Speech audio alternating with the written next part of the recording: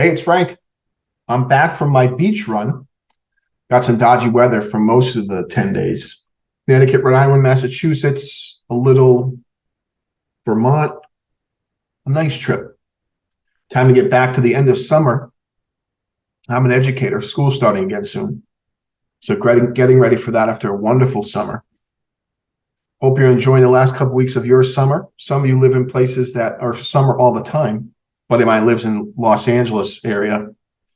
Came back to the East Coast, and I saw you came back just in time. We've been having some wonderful weather, mid 70s, low humidity. He says, yeah, and that's my life every day. So those of us that live with the seasons in the Northeast, our summer's coming to a close in a few weeks here. All right, what's on the brain today? Well, as we're getting ready to go back to school, I want to talk about digital wellness. I want to talk about cell phone addiction. Now, this applies to most of us, but I want to talk about it in terms of students, high school students, college students, of course. But we have a real problem with our digital addictions, our connection to our devices. We all know this. We all experience it. We all have to consciously decide when to pick up a device, when to put down a device. Thankfully, I'm a desktop guy mostly. And so since I can't carry around my desktop, I don't do too much use of my digital devices. But I am a news hound, and I like to find out what's keep going on in the world. So I'm checking some device, desktop, laptop, cell phone, 2 or 3 times every day, checking on the news. I'm interested in social media like anybody else. I'm a Reddit guy. I'm a YouTube guy. YouTube is one of the least damaging of the social media platforms in terms of our impact on our psyche. But this technology is amazing. It's offered us remarkable changes in communications, business, transportation, safety. Pick something. One thing that hasn't really been impacted is productivity. We'll discuss that another time. Right? Our new technological devices asks and answers new questions. It closes distances between family, friends, strangers around the world. Keeps us informed, entertained, and sadly damaged and addicted. In a world that never shuts off, right, our access to the internet and through our mobile devices, it's no surprise students are more likely to experience fatigue, anxiety, stress, depression. That cell phone that goes to bed with you at night, that's a bad, bad move. No electronic devices in the bedroom. No TVs in the bedroom. Studies have shown that students feel more pressure than ever to be academically and socially successful, to have an Instagram-worthy vacation, dinner, body. There's pressure to be constantly connected and available to friends, parents, bosses.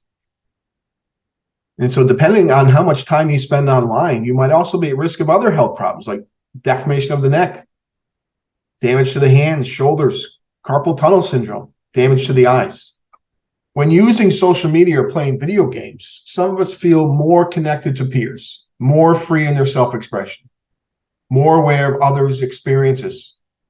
On the other hand, some of us, probably most of us, experience intense envy, may have greater struggles with depression, low self-worth or self-esteem, or other mental health challenges coming from watching others live a life you want to live but don't have.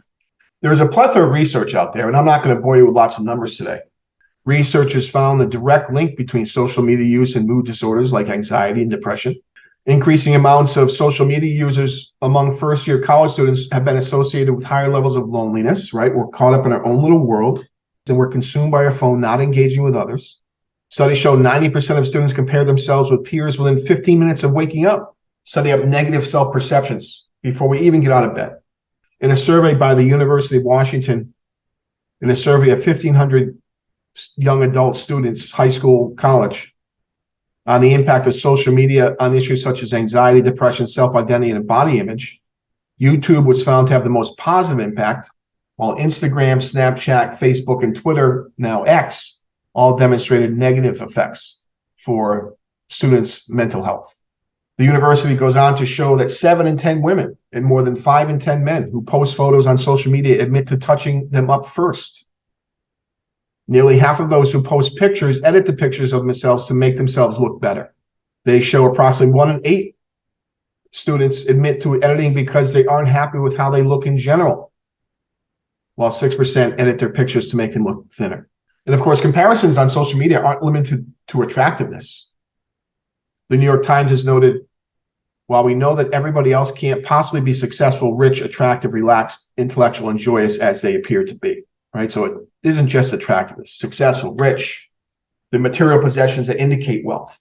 The bottom line is this. Bottom line is that students must restrict their cell phone use, their mobile device, their tablet. Other data shows that 99% of the 4.43 billion social media users worldwide use a mobile device. 78% use a smartphone. Only 1.32% use a desktop.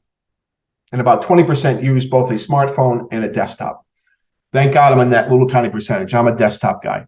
It's generational, but boy, oh boy, get off the small device. Get yourself on a nice monitor on a desktop. It'll free you, improve your eyes. Now, there are a few simple strategies you can use to try to reduce time spent on your devices. Reduce the negative emotions. Before you post something, what's your intention of the post? Are you looking for approval? Are you looking for appreciation? Are you looking to be included? Are you looking for reassurance of something you have or look like? If you're looking to be seen or validated or approved or to get appreciation, you might want to pause for a second and ask yourself, why am I doing this? What's the point of this? How many more pictures of you do we need to see on the internet? The other thing you want to do is limit the time you spend on social media each day, and therefore limit the time you spend on your mobile device. Research shows that people who spend more than 2 hours per day on social media have significantly lower self-esteem than those that don't, and are more likely to consider themselves lonely. If you notice that you're struggling with a lot of envy or comparison, seek help, counseling. High schools and colleges have counseling available all over the place. You can talk to a friend or a family member, a parent, an older sibling. And finally, if you're going to use these devices, if you're going to search the internet, find humor. One thing that's amazing about the internet is how many creative people there are out there. And there's a lot of crap out there too, but there's so many creative people. And there's lots of funny people. Find humor, find a smile. There are 4 constituents here that need to be involved in this conversation: a student, the parent, a teacher, and administrators. They all must be part of the solutions of getting students off their devices or spending less time on their devices. When I talk about students and devices, I'm talking about smartphones. To get them to engage with their peers, their family, their friends, face-to-face in conversation. I'm a witness to this. I know what happens the moment a class ends. I know the anxiety students have to just get to that cell phone. Who is trying to communicate with me? And parents, by the way, this is something you can do to help your children. Don't communicate with them via text or video during the school day. Leave them alone. We know for family emergencies develop, but oftentimes parents are contacting their students, their children during the school day for non-emergency reasons. So parents, that's a great suggestion for you. Teachers, don't allow cell phones in the classroom. So administrators, teachers, students, parents, these are the people that have to work together to get students off their devices. And I promise you, the world is so much better without them. I want to take you back to my second thought today, and that's about data. I was behind a firewall for, almost 7 years. So I've been talking about this stuff for a long time to clients. But now that I'm out from behind the firewall and I'm getting some viewers, some comments, some emails, I get a lot of questions about data. Why the data, Frank? Why are you focused on data? And if you watch some of my videos so far, that I have 10 up there, 12. I have some video shorts on hot data, and I'll do more of those. I'm working on my editing skills when it comes to shorts. Why do I talk about data so much is a common question. Who cares? No one's paying attention. Well, I'll tell you who's paying attention. Policymakers are. Decision makers are. CEOs are. CFOs are. I often label myself a conservative, though a better label may be that of an empiricist. As imperfect as much data is, and the quality of the data varies from country to country, think China. Data can be manipulated, but data sets you free from ideology, party, or any bias. From the macro picture, we're talking primarily about fiscal policy at the local, state, and federal level, and of course, monetary policy is managed by the Federal Reserve. When policy is changed in the coming months and years, we can appeal to the empirical evidence to determine if a policy decision is working as planned, if the projected costs and benefits are accurate, if the policy is a failure or not. You don't have to be a Democrat or Republican. You don't have to be liberal or conservative. You can let the data lead you to supporting or opposing a given policy or policy change based on the empirical evidence alone. Relying on the data leads to intellectual honesty, to asking the right questions, to formulating the right solutions. It leads to a logical conclusion, even if the conclusion turns out to be unpopular. My personal focus, I'm a market economist, is how I describe myself, an empiricist, I guess now. My focus is economic and financial market data. But once you gain expertise in evaluating and analyzing data in a given area, and mine being economic and financial market data, you can take that skill set to other areas of study as well to objectively analyze studies and computer models and forecasts, say for global warming or open borders or mandatory minimum wages or whatever else may interest you. And there's so many things that could interest you when it comes to data. So appeal to the data, the empirical evidence before you come to a conclusion. Don't bias your research by cherry picking data or info from your side. And importantly, you could conduct your own research if you must. I stipulate again, data is imperfect. We recognize that and adjust accordingly. However, it's the data that will set you free. Be a smarty pants. Rely on the data.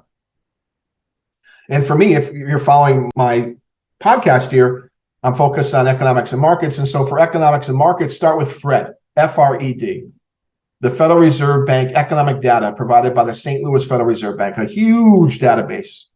All right, with that said, let's take a quick look at data for the U.S. economy for the week. Remember, I was on vacation for a bit, so I'm a little delayed. Didn't get to do a podcast on Monday or Friday.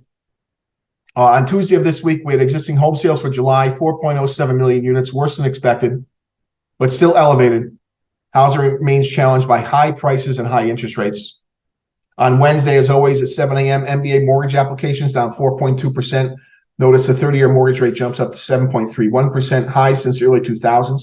At the time of this recording, 10 o'clock data is not out yet, but we have July new home sales looking for 705,000 on an annualized basis. Tomorrow, Thursday, as always, 8:30 a.m., initial unemployment claims for the week ending the 19th of August, looking for 240,000. That number has been pinned at very low levels for an extended period of time. We have durable goods orders for the month of July, looking down 4%. And Thursday afternoon at 2:30, we have the Federal Reserve balance sheet looking for $8.146 trillion. Fed slowly shrinking their balance sheet, but they have a long way to go. $8 trillion on the balance sheet. And then on Friday, Federal Reserve Chairman Jerome Powell will be speaking at 10 a.m. Friday morning. So get some attention for that. All right, then lastly, real quick, we'll check in on GOP debate for tonight. Political theater, I tell you. No, I will not be watching. I'll read about it later. These are Q&A sessions, not debates. They're not good TV, especially without Donald Trump. There isn't enough time for good answers. We have to listen to how many were poor and overcome struggles, talk about their spouses, their kids. Perhaps I've watched too many debates over the many years and I've become jaded. Most of the time, the only real good debates come in the general election between the VP candidates. So I consider this a waste of time, a bit of a political theater. And let's just run down our list of people on stage tonight. Ron DeSantis, Ramaswamy, Pence, Chris Christie, Nikki Haley, Tim Scott, Asa Hutchinson, Doug Burgum. Now, I've been coming to some conclusions about policymakers in Washington, D.C. that come out of the Ivy Leagues. We've created so many problems for ourselves over the past 50 years in a variety of policy areas. We don't solve problems anymore at the public policy level. And we have lots of people who have made these policy decisions coming out of the Ivy League. And so I'm slowly coming to the conclusion that people that graduate from the Ivy Leagues shouldn't be public policymakers because they're not good at it. We have DeSantis, Yale and Harvard. We have Ramaswamy, Harvard and Yale. Pence, he's good. Hanover College and Indiana U. Okay, that's good. Chris Christie, U Delaware and Seton Hall. Nikki Haley, Clemson, not an Ivy. Tim Scott, Presbyterian College and Charleston Southern. Asa Hutchinson, U Arkansas and Bob Jones University.